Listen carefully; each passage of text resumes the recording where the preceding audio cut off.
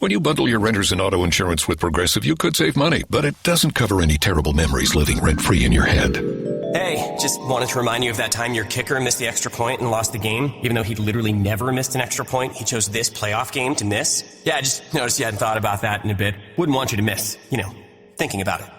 Sorry, we can't save you from that memory, but we could save you money bundling your renters and auto insurance with Progressive. Coverage from Progressive Casualty Insurance Company, affiliates, and third-party insurers. Renters insurance and bundle discount not available in all states or situations. Stand by. The vacuum tubes are warming up. This is a special live broadcast right here on Georgia Radio.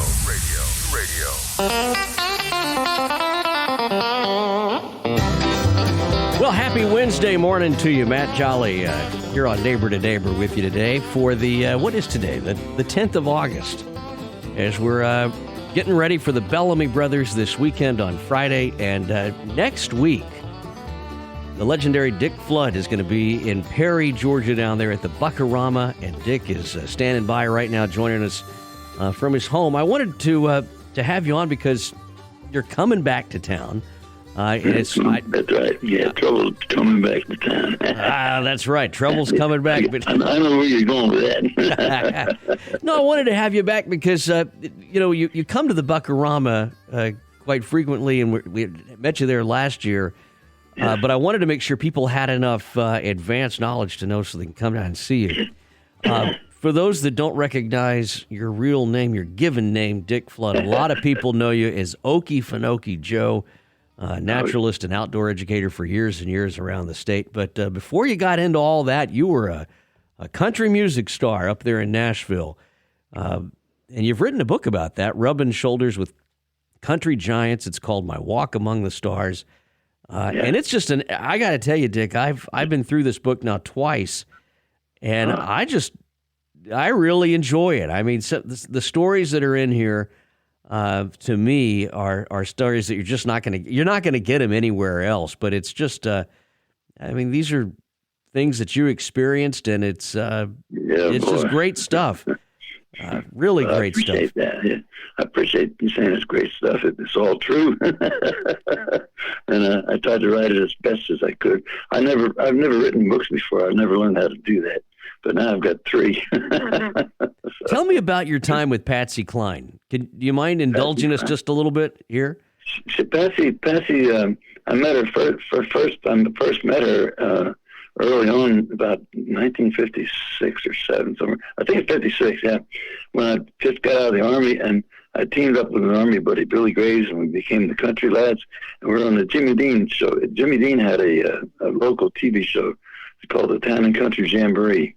Every Saturday night, 4 hours televised, 4 hours every Saturday night over one of the local stations there, in WMAL in Washington, D.C.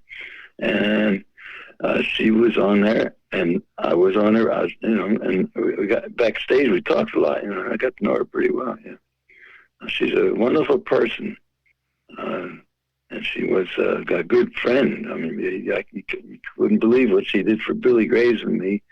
When she got signed up with Decca Records to make her first record, which was I forget the name of it now, but anyhow, she went to Nashville for the first time and met with her A&R man, and she took a tape of Billy and me singing, gave it to him. To see if he wanted to record us too. That's kind of the person she was. She was a friend. Yeah.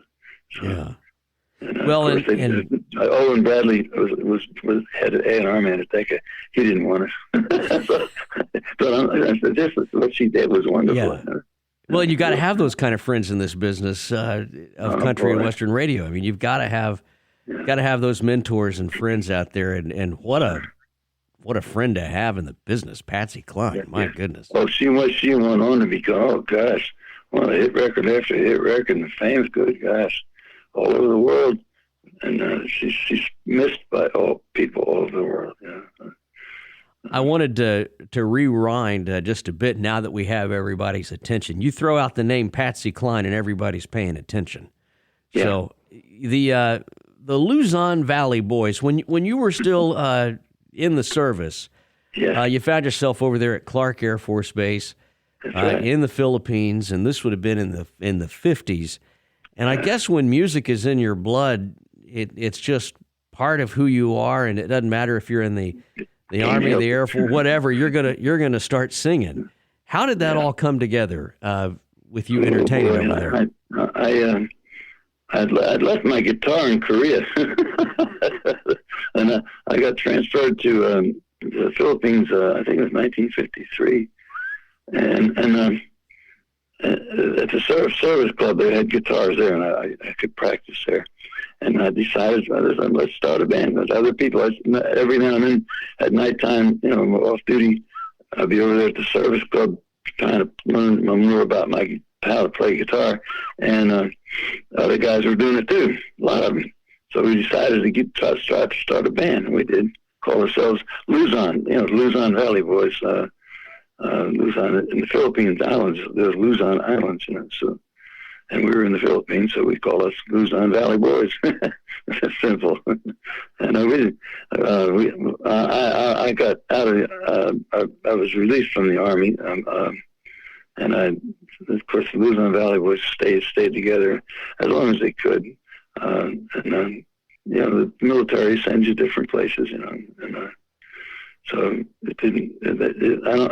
I still have some pictures of those guys and some of the letters we wrote back and forth. That's just the memories now, So that's Luzon Valley Boys. Is that what you wanted to know? Yeah. Well, I think it's great because there's so many folks that start out like that, singing and playing in the service, and they go on to have these storied careers. Look at Roger Miller, who started out sort of in the service. They're still in I think he was still in the Army, if I remember right, when he finally made it up there. Well, your career has spanned decades in not only country music, but then in your outdoor education life as well. Earth Day every day. Earth Day every day. There you go. Everybody's going to remember that now who saw you come to their school or whatever. When was the switch? I am amazed. I get phone calls, emails from all over Georgia, or really most of the Southeast, but mainly Georgia, from people who, and when I do go like to the Buckarama when I'm there at my booth, all day long people, be grown-ups, the big guys, both grown-up people, so knew me when they were a kid. They saw me at school, and they remember. It's amazing that they remember. It's surprising. It's also gratifying because I was, when I became Okefenokee Joe, I was living alone out there in the Okefenokee Swamp, working at the Swamp Park, of course, my job. But at nighttime that park would close. All the people had to leave, and the swamp became swamp again. Yeah. They closed in all around me. Well, and that's where so much of your music comes from, that you recorded as Okefenokee Joe. Yes, sir. Yeah. Oh, Swamp Wise being one of them. You can just imagine when you listen to those recordings. It could have been in a studio. Yeah, it's the truth. Where it could have been right there in the swamp where you were at recording that stuff. What do you still want people to know about your time in the swamp and Earth Day every day? What's that thread that runs through all of this? My whole purpose, God spoke to me in the swamp. That's for the rest of my life. I've been a true believer in Jesus Christ and of course God Almighty. And I felt like my job that I was being trained to do was to become an orator, or I call myself a wildlife evangelist, to speak to the whole world, not just here in our country, but about all of God's creation out there in the natural world. The natural world is responsible for keeping the earth like it is, so we can live on it, make it suitable for us to live upon. And we need to pay more attention to it and learn more about what hurts it and what doesn't. That was my whole purpose all the time I was doing that. I still, with my emails and my Facebook blurbs or whatever, posts and things, I try to talk about the same subject maybe in a different way, but same idea, same purpose. We got to become aware. We got a lot of human problems, a lot of political problems, especially right now in this country. But we also need to remember the earth we live upon, respect it and treat it more better, might say. Of course, I ain't supposed to say it anymore, am I? No, I get it. Well, I think that you were really one of the first guys out there doing that kind of stuff in the schools, and I think it was great. I think it was great stuff that just general outdoor knowledge. Snakes are not my favorite critters on the face of the earth. Yeah, sure. But you had a way of bringing them into the classroom and saying, "Look, that's the reason I used the snakes. They really kept the kids' attention. I bet. And sometimes, they're right about smack dab in the middle of the food chain. Anything bigger than a snake, they're right about in the middle. And but their job is on the earth is to control populations of rodents for the most part, and that helps us. I think they do more favors for the human race than any other wild animal that we know of. Their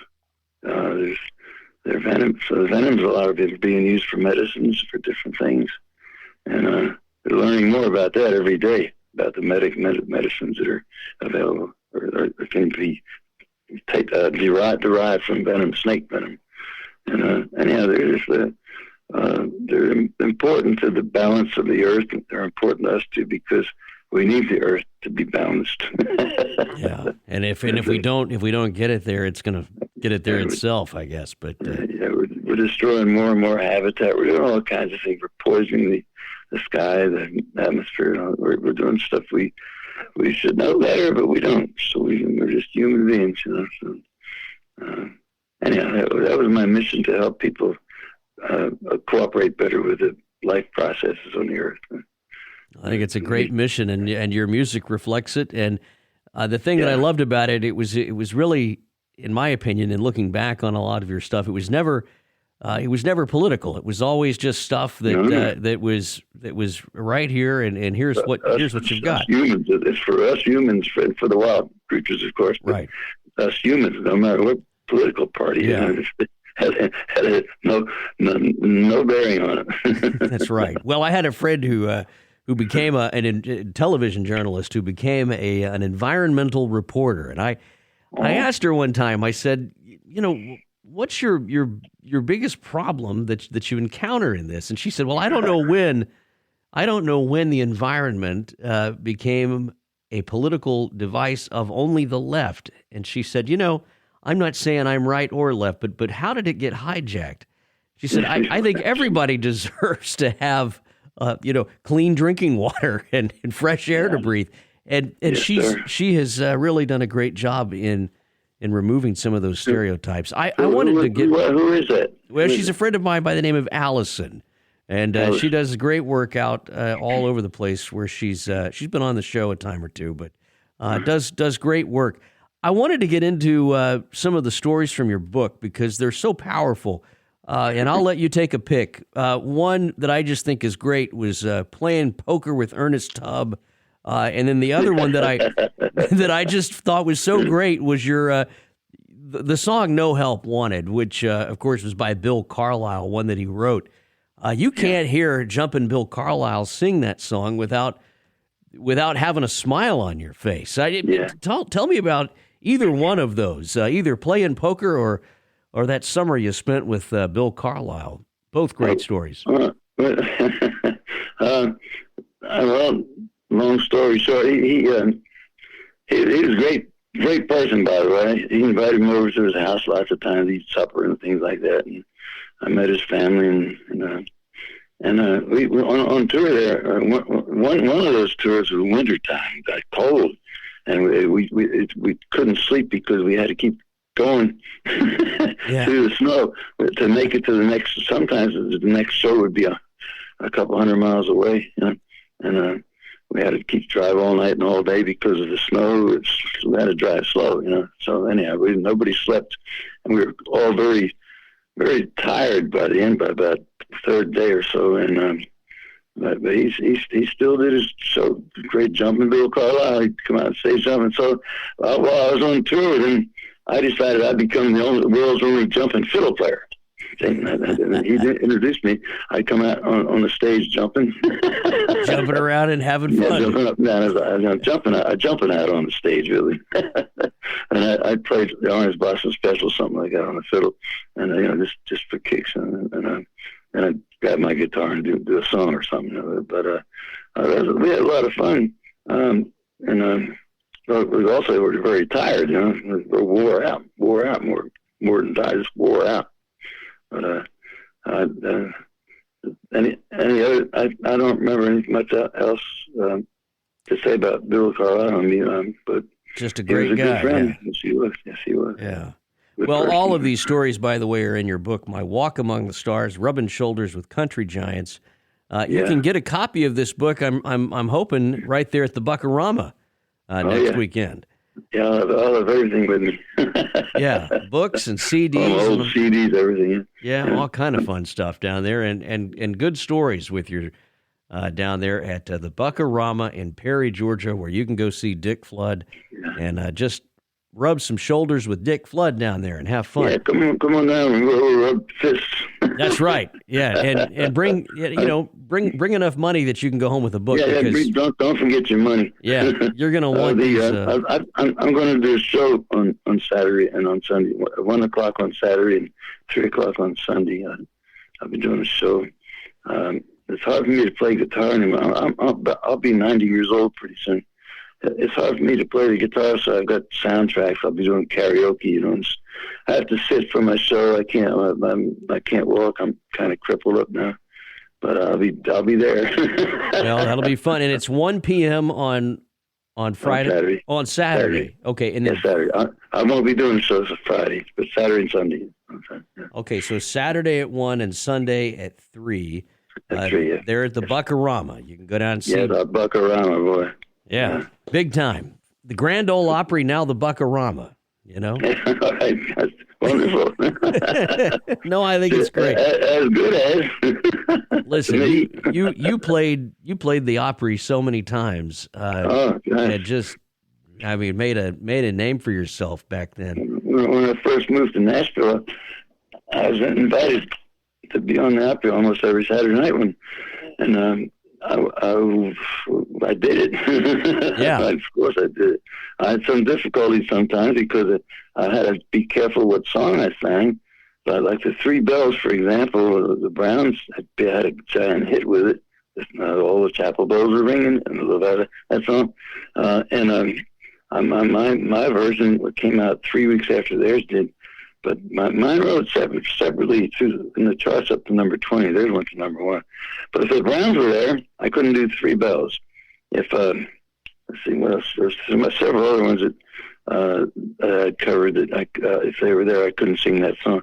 But if Ray Price was there, I couldn't sing Crazy Arms, for example. I had to pick something. I love that song, Crazy Arms.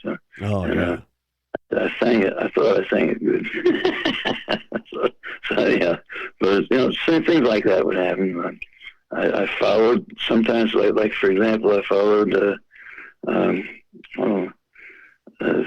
He's from Florida. I can't his name. Please help me, I'm falling. Hank Lachlan. Yeah. Hank Lachlan. Yeah. And I followed him one night. He had a standing ovation. He had to sing it over again, and then he brought me out. Well, somebody never heard of. Yeah. I was a difficult position for me. I did my song. I got a little bit of applause, nothing like Hank. The same thing happened with somebody else. Ferlin Husky, on the Wings of a Snow White Dove. I followed him when Ferlin was a good friend of mine, really good friend. I loved him like a brother, and rode in his bus a lot. In later years, maybe 12, 13 years ago, something like that, I got in touch with him, and we traded CDs. He sent me about 30, and I only had 4. So I sent him my 4. Well, I loved your time, and you even write about Bill Anderson in your book, and I just think the world of what he's done. He wrote a tremendous blurb for my book. Good gosh! Yeah, in the very first pages of the book, what I don't skip blurb, I guess you call it. Yep. And there's more to it. He wrote about 15 paragraphs, and I could only use a few parts of it. Good gosh, I keep it. It's in one of my treasure chests here. Well, I mean, what a guy! He's done more for he's done so much. Music. Yeah, he was so successful, and he did so much for country music. Besides having hit records, he did so much. emceeing all kinds of shows and stuff, and just all around good person, all around good help for country music. Yeah. Well, you got to get a copy of the book, and I'm telling you, you got to go down and meet Joe. Got one. You've got one. Well, go on down and get a copy of it from the man himself. Not this weekend, but the following weekend there in Perry, Georgia. Pretty soon now. Yep. Countdown. Going to be fun. Well, listen, Dick, will you come back on the show sometime? I really hope you will. Of course I will. I'll come back more as Okie Finokie Joe. You do that. Come on back, and we'll talk again real soon. I've got to duck out here for a commercial break. You take care. We'll talk real soon. Thanks again, Dick. Take care, brother. Bye-bye. Dick Flood, everybody. You can catch him at the Buckarama coming up here real soon in Perry, Georgia. That's coming up, I believe, the 19th through the 21st. Just going to be a great time down there at the Buckarama. And I'm looking forward to being down there as well and seeing you, hopefully hanging out, having fun, and getting a hold of Dick Flood's book. We'll be right back after this. Hi, this is Wade Peoples from Georgia Folk and Farm Life Radio. I'm here to tell you about Meeks Brothers Cattle Company. And you don't have to worry about supply chain issues or where your beef comes from. Do what I do and call Meeks Brothers Cattle Company today. You can get a whole, half, a quarter, any amount of beef you want. Good quality beef, vacuum packed, lasts up to 3 years in your freezer. It's grass-fed, grain-finished, made to order.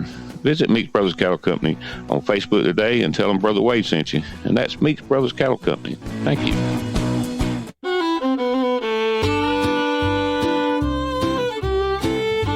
Well, welcome back here to Neighbor. Matt Jolley hanging out here with you. We were talking to Dick Flood earlier. Always great to have him on. And I wanted to change gears now and bring on Brother Wade. You there, Brother Wade? How are you? I am rat cheer, as we say, rat cheer. Well, it's always fun to have Dick Flood on the show and telling stories. He was talking about Patsy Cline and all kind of stuff today. Just, man, I love that guy. I love hearing He knew all the greats. Yeah, he was there.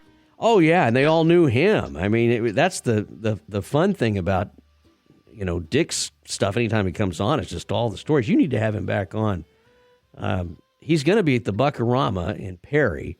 And Perry, I love the Buckarama. That's a great event. We got to go down there and see him. Hadn't been in years, but it was good. Well, I think we need to go down there and see him. All right, let me see here. I'm counting. I'm counting this up here. You're going to help me with something.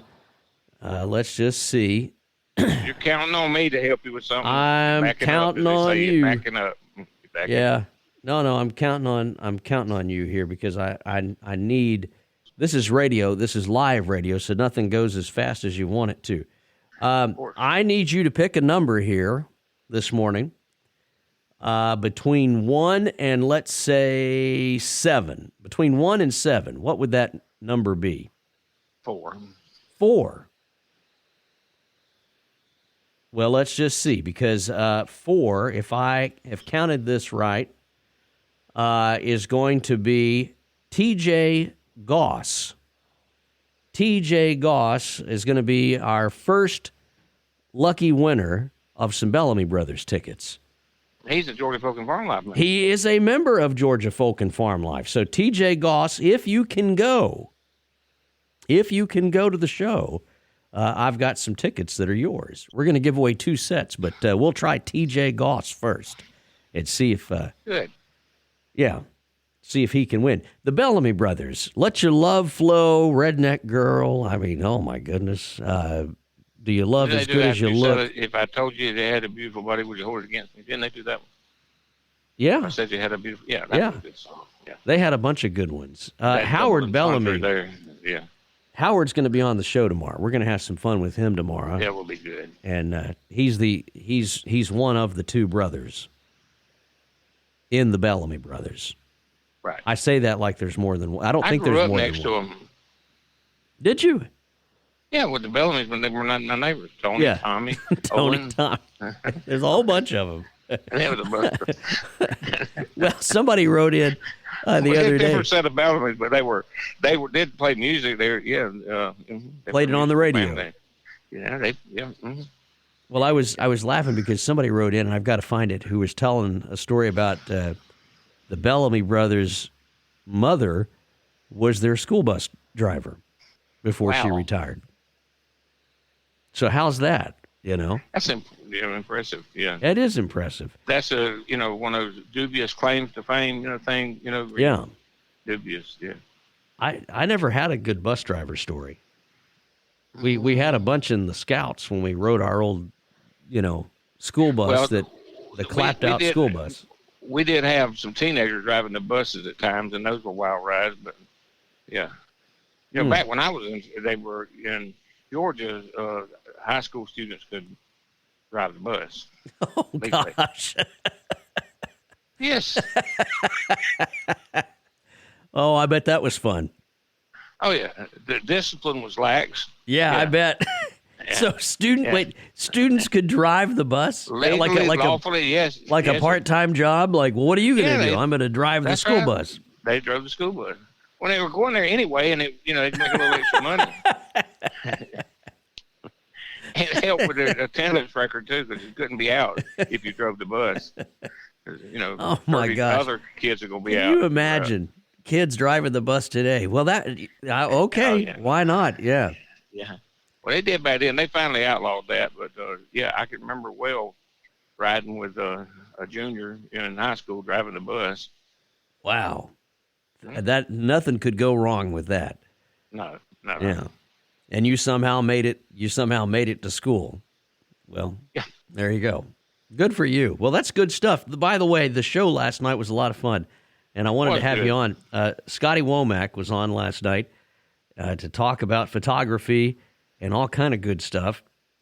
And that podcast is up right now there for the Georgia Folk and Farm Life radio show, which is just a continuation of the great fun that you have there every single day in the Georgia Folk and Farm Life Facebook group. And if you're not already a member, have fun.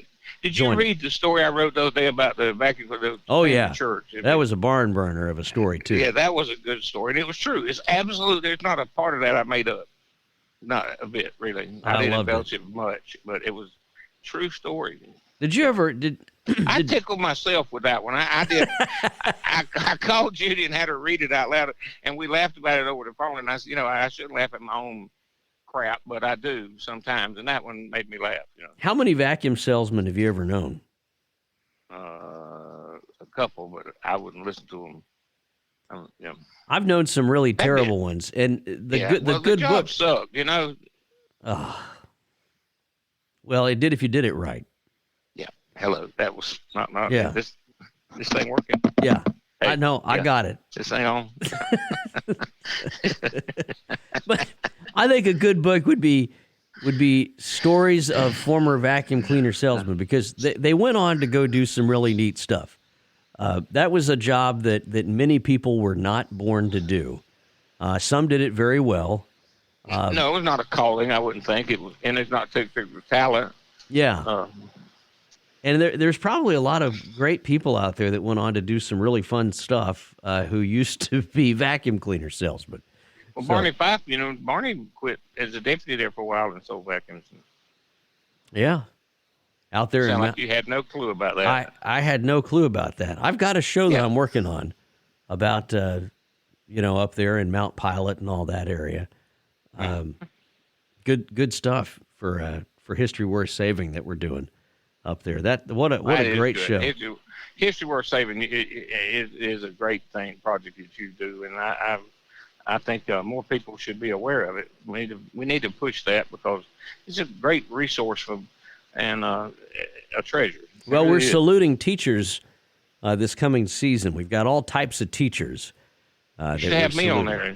Yeah. about your days. You did, like the second episode, I think, was about me. It was. And you done forgot that, hadn't you? That was years ago. Oh, yeah, years and years ago. Years and years. Back when Ma Bell was still working at the phone company. That's right. You could get back when you could get a busy signal. You think about it's been a while. It's been a hot minute. It's been a hot minute. Well, Carl, you say we need a little business signal. Business signal. Yeah. A business signal. Come up with them. Well, there you go. All right, I got to get out of here and play some more country music, but go join up with Wade Peebles on Georgia Folk and Farm Life. Read about my first job as cleaning up the church. Yeah, not a vacuum salesman, but it used one. Mm-hmm. There you go. No, I didn't use a vacuum salesman. I used a vacuum cleaner. Yeah. Well, you knew what I meant to say. There you go. I want to clarify that. Either way, the job sucked. It did. There you go. All right, Brother Wade. Good to hear your voice. Good to be here. Thanks, Matt. Talk to you real soon. All right, bye. Well, everybody, it has been yet another episode of Neighbor to Neighbor. My thanks to Dick Flood for coming on and sharing his stories. You got to go get a copy of his book down there at the Perry Buckarama, My Walk Among the Stars, Rubbing Shoulders with Country Giants.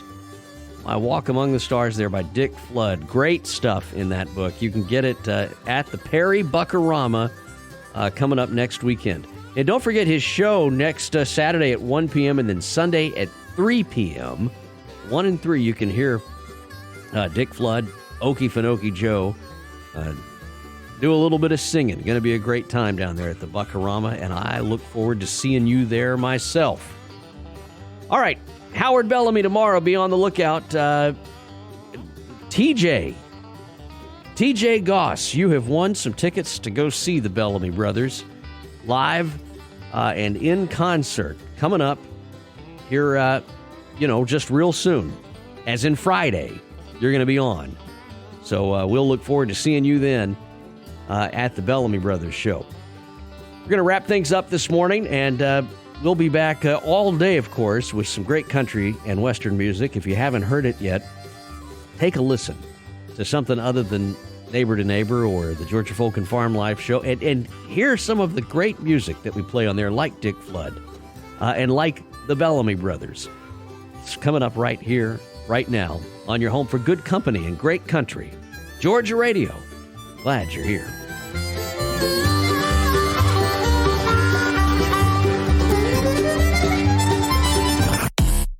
Georgia Radio. Good company and great country. Enjoying the country music.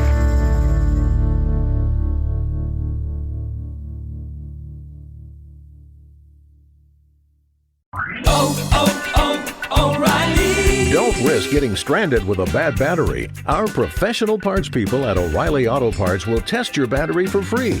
If your battery does need to be replaced, we'll help you find the best battery for your vehicle and your budget. Don't wait until your battery is dead. Get it tested for free today at your local O'Reilly Auto Parts store. O'Reilly.